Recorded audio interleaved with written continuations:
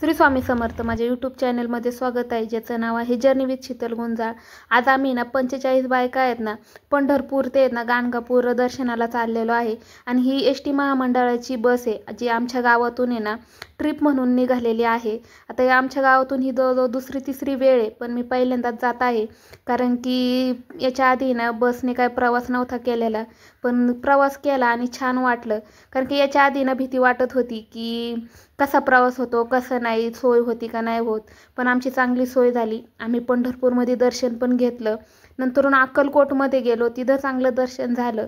आणि संध्याकाळच्या वेळेस आहे ना गाणगापूरमध्ये गेलो होतो, इथं त्रिवेणी संगमवर आहे ना आम्ही दर्शन घेतलं, वडाची पण पूजा केली। आणि जे आमचे बस चालक आहेत आणि कंडक्टर आहेत यांनी आमची ना इथं सोय केली होती राहण्याकरता। आम्ही ना एवढ्या 45 ज्या बायका होतो ना, यांनी 2 दिवस आहे ना घरचं आहे ना टेन्शन नाही घेतलं, काय नाही। कारण की ना देवाला आलो होतो आणि सगळ्यांनी ना हसत रमत गमत आहे ना ह्या ट्रिपचा आनंद घेतलेला आहे। बायका आहे ना अशा शक्यतो करून येत ना कुठं जाणं नाही होत, आणि ह्या सगळ्या जणी आहेत ना सगळ्या शेतकरी होत्या, काहींच्या घरी गुरं आहेत, लहान मुलं आहेत, काही ज्याची त्याची अडचण आहे, पण 2 दिवस आहे ना सगळं विसरून आहे ना सगळ्यांनी आनंद घेतला। आणि श्रावणातला पहिला शनिवार होता, त्यामुळे ना मग सगळ्यांनी फेर धरला।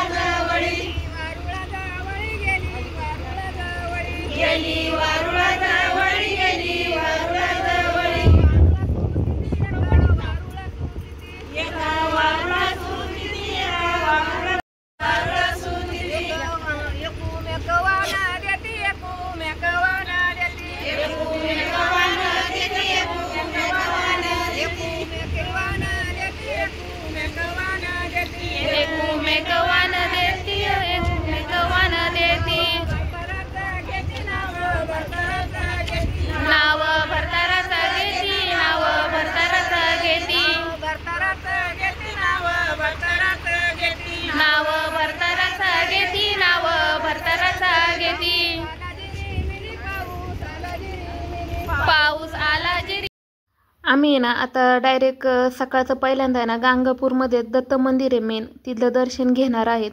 तिथून पुढे आहे ना तुळजापूरच्या देवीला जाऊन संध्याकाळच्या वेळेस आहे ना येरमाळ्याच्या येडांबाच्या देवीचं दर्शन घेऊन डायरेक्ट घरी जाणार आहेत। आता इथं आहे ना फेर झाला की लगेच निघणार आहेत। हे जे मागचे जे कंडक्टर पाहत असाल यांचं पण आहे ना यूट्यूब आणि फेसबुक चॅनल आहे, ते पण आहेत ना कायम व्हिडिओ टाकतात। आता दत्त मंदिरचं दर्शन घेतलं आम्ही आणि लगेच तुळजापूरच्या देवीला पण निघालो। इथं पण आम्हाला आहे ना दुपार झाली होती, पण जे आमचे कंडक्टर आहेत आणि ड्रायव्हर आहेत ना त्यांनी अजिबात घाई गडबड काही केली नाही, सगळं आम्हाला सविस्तर सांगितलं। आणि आता संध्याकाळ झाली होती, आम्हाला येण्याकरता ना रात्रीचे 12 वाजले होते। बस आम्हाला आमच्या गावातच नेण्याकरता आली होती, सोडवायला पण आमच्या गावातच आली। चला सबस्क्राईब करा, लाईक करा।